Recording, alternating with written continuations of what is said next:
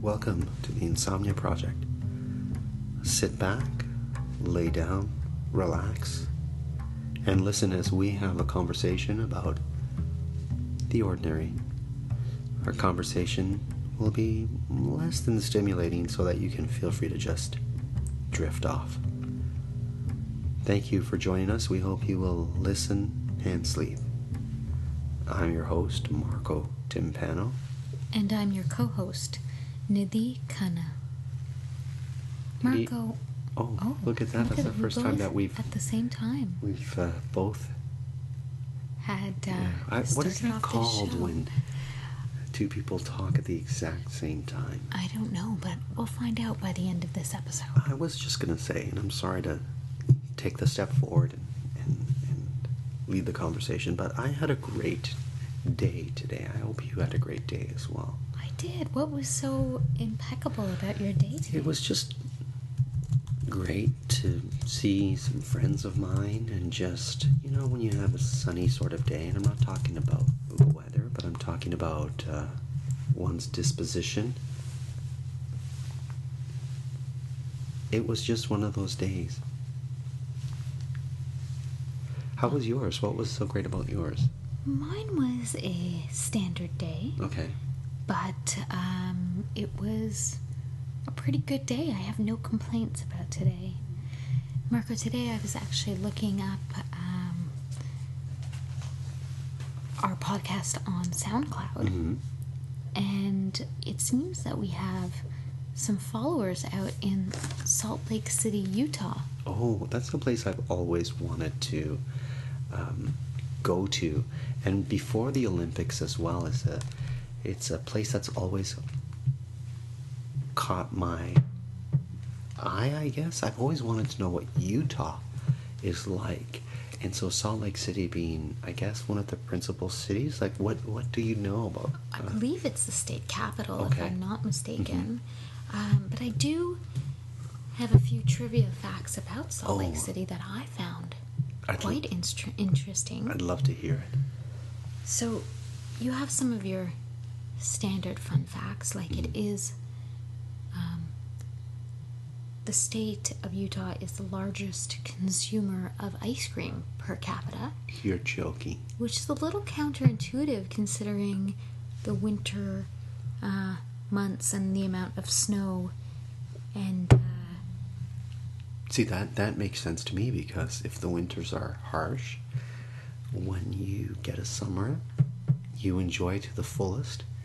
And I believe that Salt Lake City, there's a lot of outdoor activities to do, and so what better way to end a day of fun and frolic than with a cone of ice cream? That's true. Did you know that because of its climate, it being, I think, the elevation that it's at, for sure, plus the fact that it's a desert climate, I believe, the snow that's produced in the mountains of Utah is actually quite powdery. Really? So for any of our listeners who are skiers or snowboarders, it's actually one of those great destinations that people who engage in those activities would want to go to. But even further before there was skiing and snowboarding as a tourist, Utah was positioned as a tourist destination. It was an area that was had a lot of Mormon pioneers. Oh, I see. And the state bird is actually called the California gull. Okay, like a seagull? Yes. Okay. Do you have any thoughts on why it might have been called why the California gull is the state bird of I'm Utah? going to guess, and this is just going to be a stab in the dark, that the California gull, which you would assume has relevance in California, migrates to Utah to spend the summer or the winter. Well, probably not the winter, but that's going to be my educated or stab in the dark guess. I think you're on the right track there, Okay. Marco. It's because when the Mormon pioneers first arrived and laid down their crops, the crops weren't doing so well. Oh. But it was the California gulls that arrived and swooped in to eat the beetles that were ruining the crops. Wow. And they saved those early pioneers from starvation, essentially. Isn't that neat? Well, I will say this. I would love the opportunity to record one of our podcasts on top of a chalet on a hill in Salt Lake City, watching the skiers go down powdery snow while you and I enjoy a mug of hot cocoa and marshmallows that are fluffy and white. How great would that be? Marco, that sounds lovely, and I'm glad that you said a mug of cocoa. Right. Because while it is easy to find a drink in Salt Lake City or Utah in general, contrary to popular belief, because there is a long-held belief out there that It's a dry state. Pretty dry state. Mm-hmm. However, if you order a cocktail, Mm-hmm. they have to mix it behind a wall or a curtain, and it's known as the Zion curtain. Oh. And it's meant to keep the mixing of the cocktails outside of the general dining area so that people are not influenced Sure. into procuring cocktails when they shouldn't be. Well, I certainly prefer my cocktails to be mixed behind a curtain or wall. I think that's the way they taste the finest. I will say that. Well, I do want to say a special thank you to our listeners in Salt Lake, because I don't think we would have talked about it had we not seen that we have these wonderful listeners from Salt Lake, and we encouraged them to let us know more. Absolutely, and we would never have found out that birds have the right of way on all Utah highways. So if you are ever passing through Utah, Mm-hmm. now you know. There you go. We'll have to let our Canada Goose know when it's down in Utah, There you go. spending a summer, winter, that they have the right of way. So frolic on the highways, I guess is what I'd say.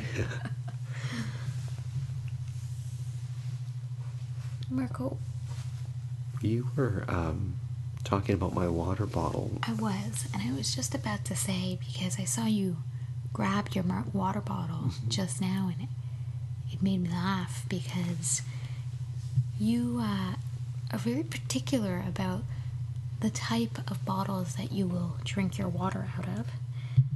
What do you look for in the perfect water bottle? That's well, first of all, thank you for noticing and not laughing in my face. I don't know what you find so humorous about this particular water bottle.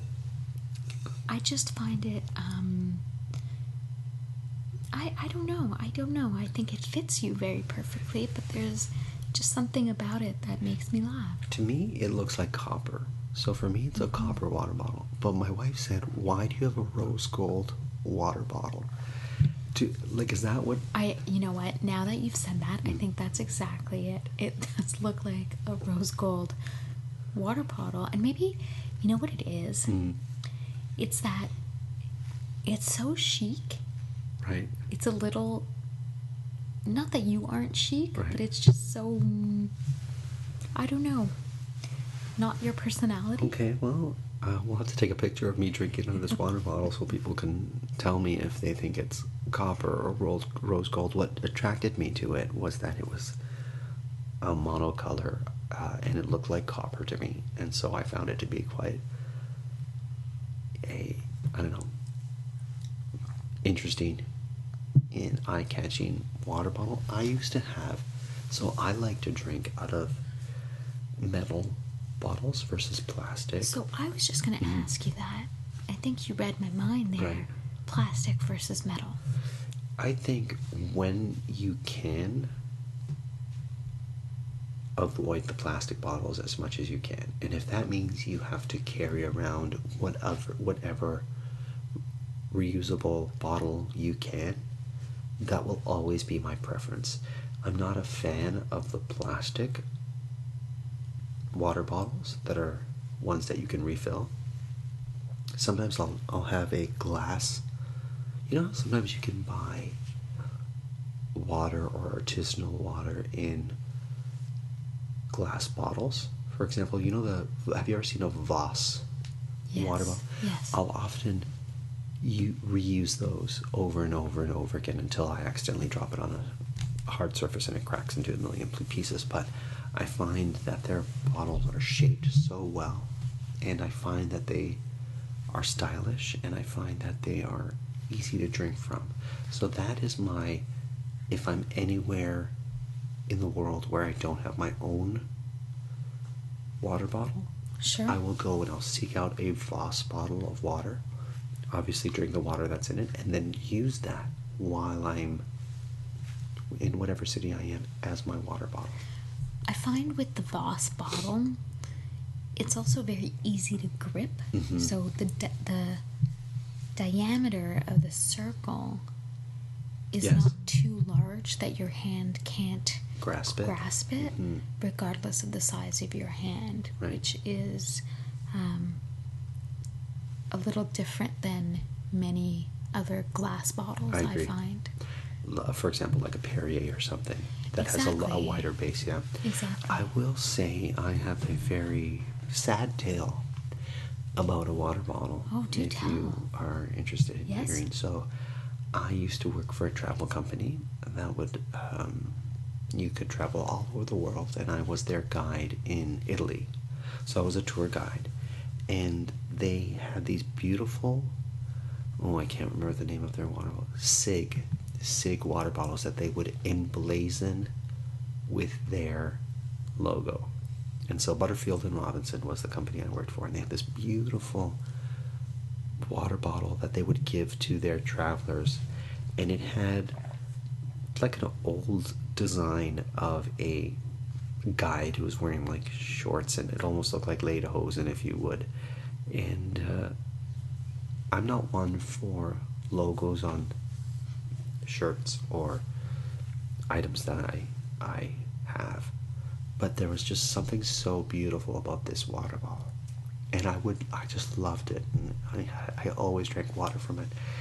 And my wife took it one time, Uh-oh.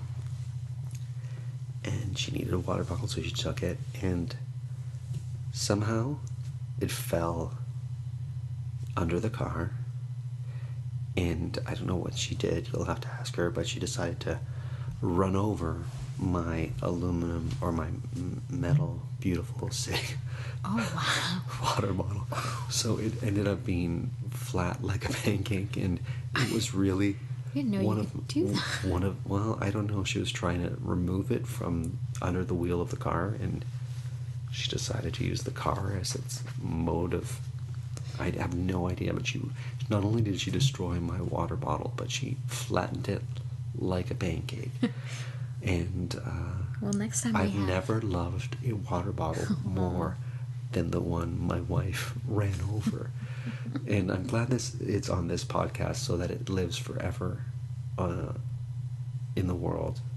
Well, next time we have Amanda Barker on as a guest host, perhaps we'll find out her version of that story. Please, I invite you to ask her. Because I feel like there's another side to this. To tip off this NBA season on FanDuel, you can choose your own rewards, which means you can play your game any way you want. I get to choose my rewards? Yep. Great! Now, excuse me while I lock in. All customers choose your own reward right now in the FanDuel app. 21 plus and present in select states. 18 plus in Kentucky. Opt-in required. Rewards are non-withdrawable. Restrictions apply, including bonus and token expiration, leg requirement, and max wager amount. See full terms at FanDuel.com/sportsbook. Gambling problem? Call 1-800-GAMBLER. We need to keep kids safe online, but some special interests are sending policymakers in the wrong direction, pushing the so-called App Store Accountability Act, demanding government ID from all users just to download an app, replacing parents' judgment with government mandates. It doesn't even stand up in court. A better bipartisan bill, the Parents Over Platforms Act, would put parents in the driver's seat, empowering parents and businesses to keep kids safe without drowning all of us in red tape. Tell Congress to get it done right and put parents over platforms. Paid for by ACT, the App Association. However, I have to say, Marco, I'm not a big fan of the new plastic water bottles that are collapsible. The ones where they're less rigid. They're more. You find them. You know, I actually saw one in a bookstore the other day, but it folds basically so that when it's empty, it doesn't take up any space. I see. Yeah. But then once you fill it, I see. Yes. The volume of it yeah. expands. It's kind of like and you can correct me if I'm wrong here. You know those freezies you used to get as a child? And so it's kind of like... It's exactly like that. Yeah, it fills up in the plastic where the freezy... I don't know if that's the proper term for it. I'm sure there's people listening to the podcast saying, what's a freezy, right? But that just leads me to... Now, we both live in Ontario. Yes. And a lot of people find this strange. But we here in this particular province of Canada have milk that come in bags. Yes, and I know where you're going with this, Marco, because you're absolutely right. Anyone who lives outside of Canada... Yes. Because I think it's an overall Canadian thing. I don't think it's in all the provinces. We had them in Quebec. You had them in Quebec? Yeah. I feel like it's not. Oh, really? Yeah, I could be wrong, but... And the idea of getting milk from a bag seems very unpalatable to many people. So Especially... it's milk in a bag. It's like a liter of milk in a bag, and you have to... And it's a very wiggly bag. I don't know if I'm describing it right, but it's I don't think that's the best way. Can easily slip out of your hands. Right, so you have a milk bag holder. Yes, and the milk bag holder's shape is actually a little unintuitive to fit the bag because the bag itself, when it is at full volume, is a rectangular shape. Right. And you're supposed to put it in an oval shaped milk bag holder. And for those of you listening who are puzzled right now, the milk bag holder kind of looks like a water jug. Like a water jug, like the one that you use to water plants. What do you call that? A watering can. The endless plastic watering can. It has that kind of feel to it if you chopped it in half. Ish. This is the best way for me to describe something that we use every day that the rest of the world just shakes their head and can't get their mind around. Now, Nidhi, did you ever have the little blade that would cut the tip of the milk bag? Yes, I did have that.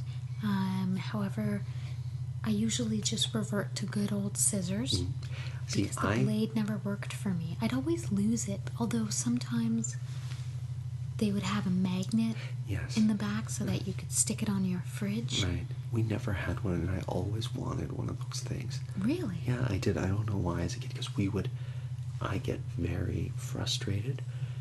So here's another interesting thing. I can't believe we're talking about this, but you know when you cut the bag, if you cut the bag lower, so you'd for those of you who don't, if you could just picture a bag of milk in I want to dedicate this particular part of the episode to Michelle Miracle in California, who found this to be very strange, this whole milk bag scenario. So, once the bag is in the milk bag holder, when you snip the tip, the pouring side of the bag, and if you snip it further down on the bag, you're in trouble. The milk pours out really, really fast. I like to clip it or snip it towards the very top so the milk pours out really slowly. Now, I'm just going to stop you there for a second, Marco, because my pet peeve is also when the milk bag is cut too far forward so that it's only a small amount that gets out. There's a fine snippy balance. line? Yes, Yeah, there's I a agree fine with you. balance, and you need to know, you need to eyeball it so that it's not too snipped and not, and well, I don't even know how to explain what that the end of that sentence was going to be, Right. but it just needs to have the perfect snip. And so that is one pet peeve. The second pet Here we go. peeve I have with the milk bag Yes. is that if you don't put the milk bag into the holder Yes, I in know. a correct I know. angle or with the correct amount of, like, if there's too much milk settled at the bottom and the bag expands too much, it won't correctly go into the holder, and what ends up happening is that it gets stuck, and so you have a bunch of empty space at the bottom of the holder Yes. before the bag gets in, and you can't shove the bag into the holder completely. And it's problematic because should you cut the milk prior to it getting all the way down, you got a slouchy bag hanging out of your milk bag holder, and thus milk will spill from the slouchy bag. And I would just like to say that if our listeners are not yet in a relaxed state of bliss or sleeping, I am hoping that milk bags will have done it. I love a cool glass of milk. There's nothing like a nice cold glass of milk when you need a refreshing drink and you don't know what to have. I disagree. See? Fair?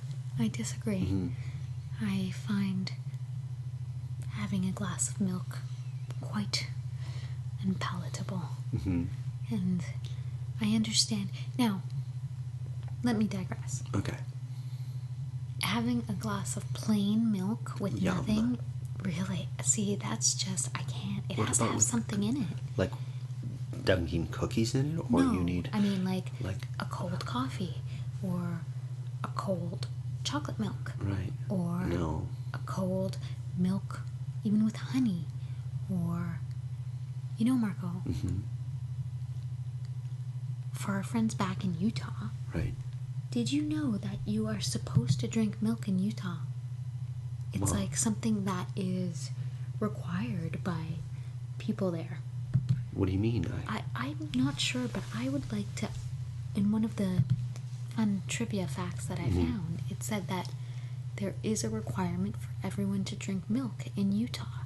Now, whether or not that is Upholded. upholded or completely accurate, I guess upheld is how you would say, not uphold. Right. you Listen, didn't have your milk today. listen. Prior to this episode, I had a fondness for Salt Lake City. Now, knowing that, I am destined to go there because I love milk. I love to drink milk as it is, cold, with nothing in it. Nidhi seems to think that milk needs a shot of Bailey's in it to make it palatable. See, that would be actually, that would be a good drink. Well, I think that's like the basis of a White Russian or something. I'm not exactly sure, but certainly for me, a glass of milk on its own with cookies. Have you ever had an S cookie? No, what's You've never that? had an S cookie? It's an Italian cookie. I don't even know if it's an Italian cookie in Italy, but it's certainly an Italian North American cookie. And it gets its name from the shape of the cookie, which looks like the letter S. And it's just it's about 4 inches long, an S, and it's the perfect cookie to dunk in milk or coffee because it's got a bit of strength to it, so that if you dunk it in a hot drink, you have like a second before it'll crumble and fall apart. But an S cookie also absorbs enough of the liquid that it's dunked into, because it's a very dry cookie on its own. You've never had an S cookie, Nidhi? Maybe I have and just don't know that it's called that, but this reminds me It of... can't be called anything but an S cookie, because when you see it, you'll be like, okay, I get it. I'm gonna get you an S cookie. so Thank you. can have I it. would love to try one. And this reminds me about how much you clearly like dunking things into your milk, because you do the same thing with your panettone. I'm really a 5-year-old boy, because it's true. I do love any sort of like anything tasty that you can dunk in milk. I'm all over. I even bought straws one time, and these weird straws that you can get once again at the dollar store. Well, A place where all great things happen. And within these straws is little balls of chocolate. And clearly they were made in China or somewhere where, probably who knows about this particular product, but as you drank through these straws, so they were such that the balls of chocolate could not go through the straw. Rather, the milk would be infused with the chocolate as it went through the straw. So let me get this straight so that I understand correctly. Okay. You dunked dollar store bought straws in my milk with questionable chocolate. Yes. Into your milk. Yes. And drank the milk through the straw, hoping that the little balls of chocolate would infuse the milk with a chocolatey flavor. It was just not the case, because the balls caused a lot of sort of resistance to the milk coming up the straws, and once the milk came up the straw, it was not infused with chocolate flavor, but rather a almost chemical flavor. Sounds about right. Yeah, so needless to say, I did not. I think they were called moo straws, to be honest with you. Moo straws. And I think that's the noise you made as you tried to digest what came out of the straws. Anyways, that's my little story there. Well, good to know. I also noticed that you don't take milk in your tea, Nidhi. Not unless it's black tea, like an English breakfast or something like that. But if it's not black tea, then no, I won't take milk in it. I like to have cream in my tea. You know, it's interesting that you say that, because I was having a discussion with someone the other day about this very topic. People who put cream in their tea. Really? And what was the result of that conversation? That it's an odd thing to do. Well, there you go. I do it because it doesn't require sugar if you put cream in your tea. Fair enough. Well, we hope you dress your tea however you like and you enjoy this particular episode. And we'd like to say that we hope you listen and sleep. As always, we are produced by Drumcast Productions, and this episode was recorded in Toronto. Until the next time.